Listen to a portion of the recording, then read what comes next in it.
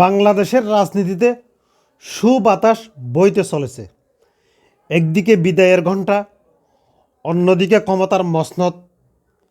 তার পাশাপাশি আওয়ামী লীগের কেন্দ্রীয় কার্যালয়গুলো তালা খুলে যাওয়া, সব মিলিয়ে বাংলাদেশের মানুষ এখন স্বস্তিতে একটা নিঃশ্বাস ফেলতেছে, সেটাই আমার মনে হচ্ছে।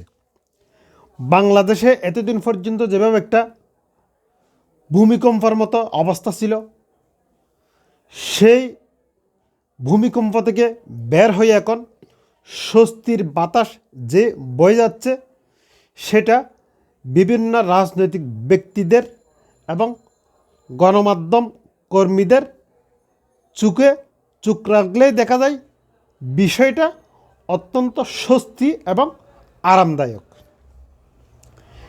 এর মধ্যে কালকে শপথ বাক্য অনুষ্ঠিত হতে যাচ্ছেন, তার পরপরই মন্ত্রিপরিষদের শপথ বাক্য অনুষ্ঠিত হবে, তার পরপরই সরকার গঠন করার ফলে বাংলাদেশের 100% ক্ষমতার চাবিকাঠি বিএনপির হাতে চলে যাচ্ছে।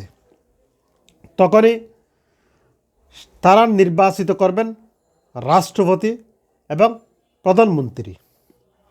অন্যদিকে বিপরীত দিকে যে বাংলাদেশ আওয়ামী লীগের কার্যক্রম যে চালু হতে যাচ্ছে, কিংবা জেলা এবং উপজেলাগুলোতে যেই নির্বাচনী অফিসগুলো এবং তাদের কার্যালয়গুলো যে খুলে যাচ্ছে, খুলে দেওয়ার পর ফেসবুকে পোস্ট দেওয়ার পর তাদেরকে যখন গ্রেফতার করা হচ্ছে না, তখনই আমরা বুঝতে পারি বাংলাদেশে রাজনীতিতে একটা সুবাতাস বয়ে যাচ্ছে এবং বাংলাদেশের জনগণ সেটা স্বস্তিবোধ করতেছে।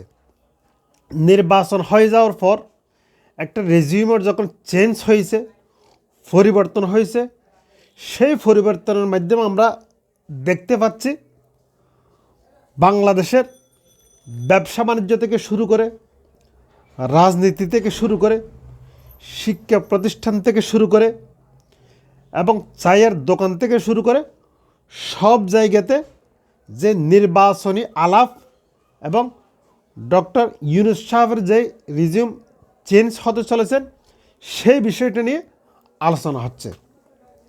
অনেকে প্রশ্ন করতেছেন, ইন্টারিম সরকারের শাসন আমল কেমন ছিল?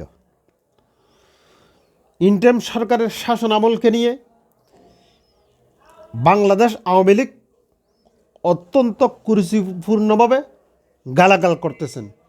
অন্যদিকে সাধারণ মানুষের যেই লাগামহীন দ্রব্যমূল্যের ঊর্ধ্বগতি, সেই কারণেই তারা কটাক্ষ করতেছেন।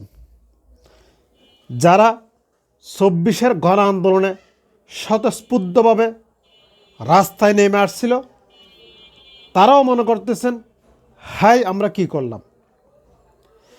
এই আমাদের বুকের ফাতরটা কখন নামবে, সেই আশায় যে এতদিন পর্যন্ত যারা বুক বেঁধেছিল, সেই বুকের ফাতরটা এখন নামতে চলেছে।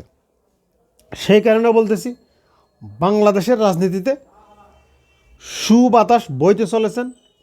সমতার রাজনীতি এবং বৈশ্বিক মডেলের যে রাজনীতি বাংলাদেশে শুরু হয়েছে, সেটাই আমরা গতকালকে জনাব তারেক রহমান আমিরে জামায়াতের বাসায় যখন গেছেন এবং জনাব নাহিদ ইসলামের বাসায় যখন গেছেন, সেটাই আমরা বুঝতে পারছি বাংলাদেশের রাজনীতিতে গুণগতভাবে মানদণ্ড পরিবর্তন হচ্ছে, সেটাই আমরা দেখতে পেয়েছি।